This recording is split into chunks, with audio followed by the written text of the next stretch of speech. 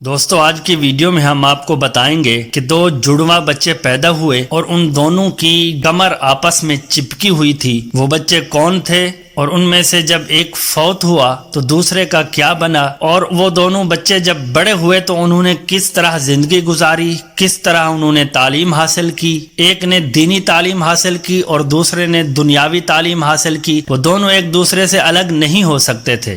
تو بڑا ہی دلچسپ واقعہ ہے، ویڈیو کو آخر تک دیکھیے گا۔ ایک شخص کے دو جڑواں بچے پیدا ہوئے اور ان کی کمر اوپر سے نیچے تک جڑی بالکل چسپاں تھی۔ ڈاکٹروں کو جمع کیا گیا کہ یہ دو بچے ہیں اور جڑے ہوئے ہیں، اس کو حل کرو، ان کو آپریشن کر کے الگ کر دو۔ ڈاکٹروں نے کہا کہ اگر آپریشن کیا گیا تو دونوں مر جائیں گے، ایک بھی زندہ نہیں بچے گا، اس لیے کہ جو شہ رگ ہے وہ دونوں کی جڑی ہوئی ہیں، دونوں کی پرورش کی گئی۔ اب ماں بیچاری ایک کو دودھ پلاتی تو دوسرا الٹا پڑا ہوا، اور جب دوسرے کو پلاتی تو وہ پہلا الٹا پڑا ہوا ہے۔ ماں بہت پریشان ہوتی تھی، غرض وہ اسی طرح سے پالتی رہی، کیا کرتی آخر ماں تھی، یہاں تک کہ بچے 5-6 برس کے ہو گئے۔ ان کی تعلیم کا بندوبست کیا گیا۔ خدا کی قدرت کے ایک کے دل میں جذبہ پیدا ہوا علوم دین حاصل کرنے کا، اچھا جذبہ ہے اور ہونا بھی چاہیے، اور ایک کے دل میں جذبہ پیدا ہوا علوم معاش حاصل کرنے کا۔ دونوں کے لیے عالم متعین کیے گئے، ایک اچھا عالم بن گیا اور ایک بڑا گریجویٹ بن گیا۔ دونوں بھائی آپس میں باتیں کیا کرتے تھے، زندگی گزارنے لگے، مجبوری تھی۔ جو بھائی دنیا طلب تھا وہ کہتا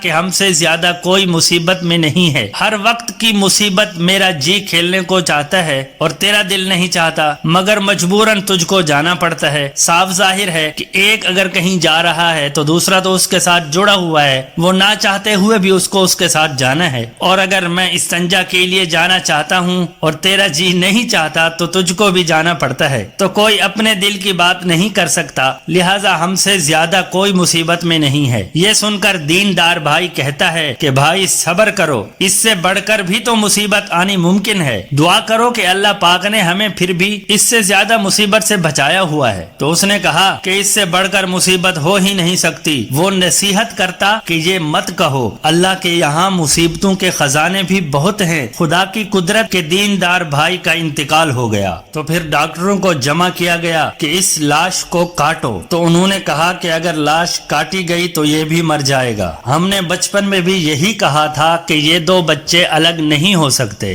اگر ان کے جسم کو کاٹا گیا، الگ کیا گیا تو دوسرا بھی مر جائے گا۔ اب سب لوگ پریشان ہو گئے کہ اب کیا کیا جائے۔ تو دوستو اب لاش دنیا دار بھائی کے کمر پر ہے، سوتا ہے تو مردہ کمر کے اوپر، بیٹھتا ہے تو مردہ کمر کے اوپر، کھانا کھاتا ہے تو مردہ کمر پر، استنجا کو جاتا ہے تو مردہ کمر پر۔ اس وقت چھوٹے بھائی نے کہا کہ میرا بھائی صحیح کہتا تھا، تو وہ مصیبت لاکھ درجہ بہتر تھی جبکہ بھائی زندہ تھا۔ تو اس نے توجہ کیا اور صبر کیا اور کہا کہ اے اللہ بس کرو، اگر اس سے بڑی مصیبت آ گئی تو کیا ہوگا۔ معلوم ہوا کہ ہر مصیبت سے بڑھ کر مصیبت ہے، بس صاف معلوم ہوا کہ مصیبت بھی بڑی نعمت ہے۔ ایک حکایت یاد آئی کہ حاجی صاحب کے یہاں ایک مرتبہ اسی کا ذکر تھا کہ بلا بھی نعمت ہوتی ہے۔ ایک شخص آہ آہ کرتا ہوا حاضر ہوا کہ حضرت بڑی تکلیف ہے، دعا فرمائیے کہ اللہ تعالیٰ اس تکلیف کو دور کر دیں۔